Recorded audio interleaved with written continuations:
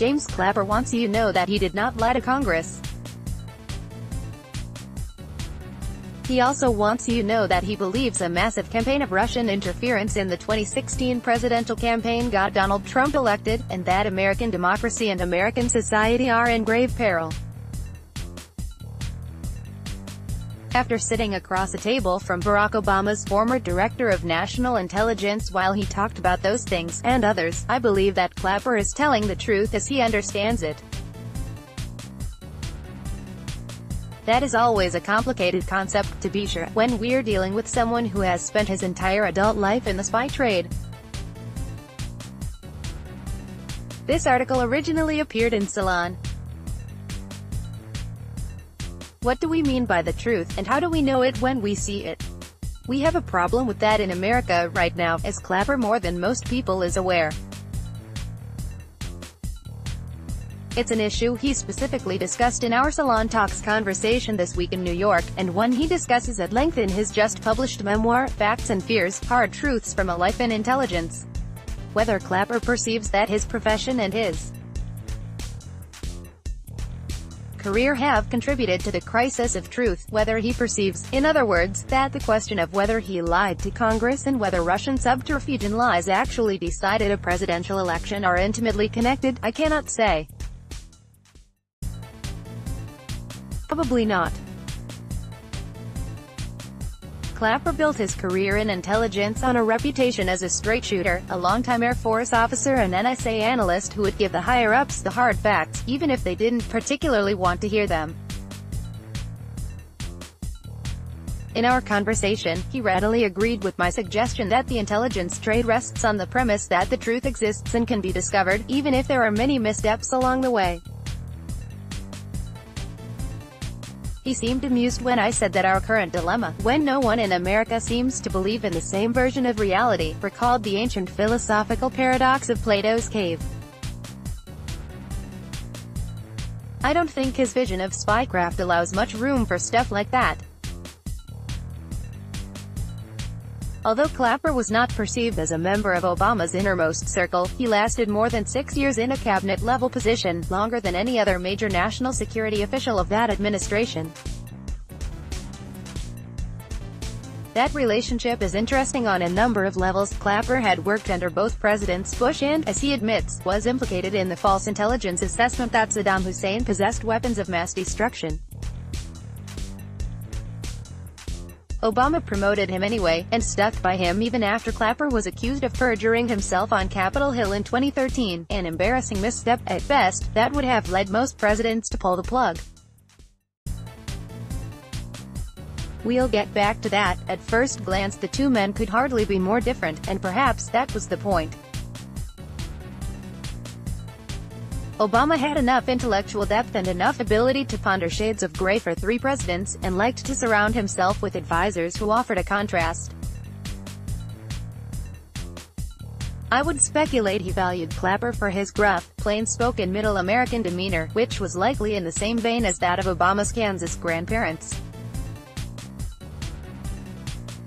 Clapper's assessment that the Russian-sponsored onslaught of fake news and Facebook ads and Twitter trolls and all the rest of it actually altered the 2016 election outcome, which he is careful to state as his personal opinion, has made headlines and fueled social media furor all week long. He repeated versions of that in numerous interviews, including ours, but the clearest statement came in his PBS interview with Judy Woodruff. Ivan, the massive effort the Russians made, and the number of citizens that they touched, and the variety and the multidimensional aspects of what they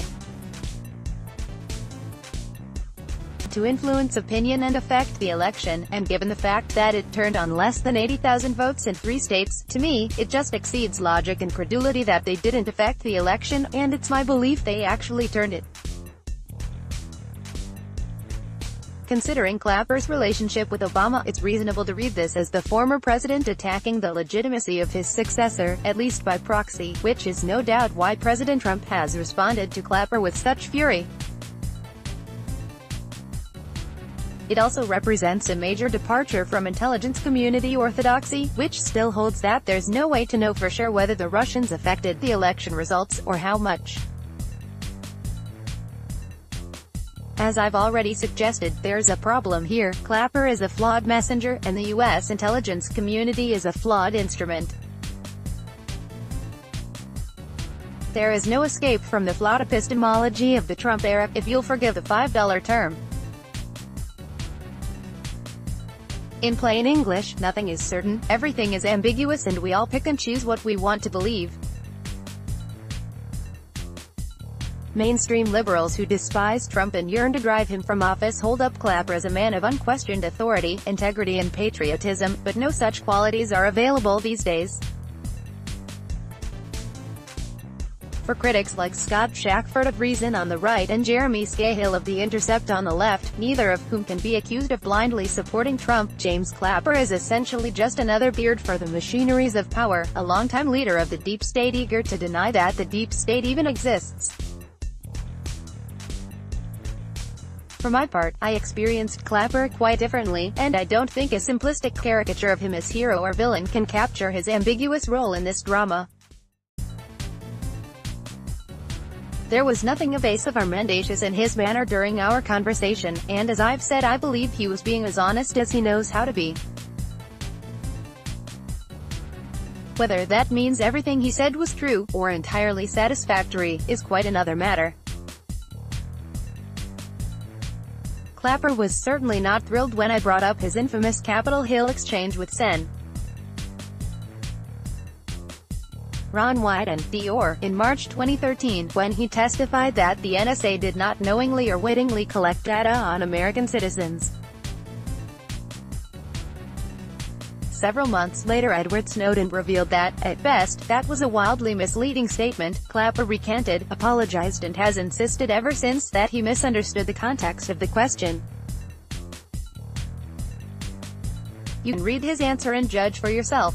Clapper nodded along grimly as I listed a litany of historical events that veterans of U.S. intelligence don't relish talking about: the 1953 coup that overthrew a democratic government in Iran, and continues to create blowback today, the 1961 assassination of Congolese independence leader Patrice Lumumba, the 1973 military coup that overthrew President Salvador Allende in Chile, and so on. He wasn't personally involved in any of those, but after the camera was turned off, he brought up another one I hadn't dwelt on.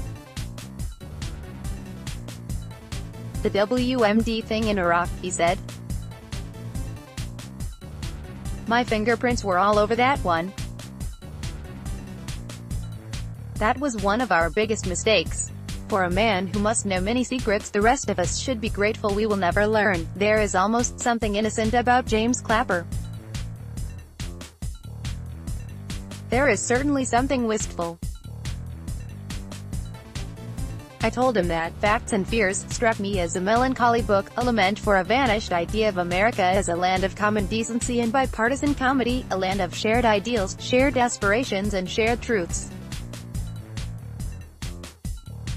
Did not disagree. Whether that America actually existed, and whether it can be recaptured, are not questions we can expect a retired spy master to answer.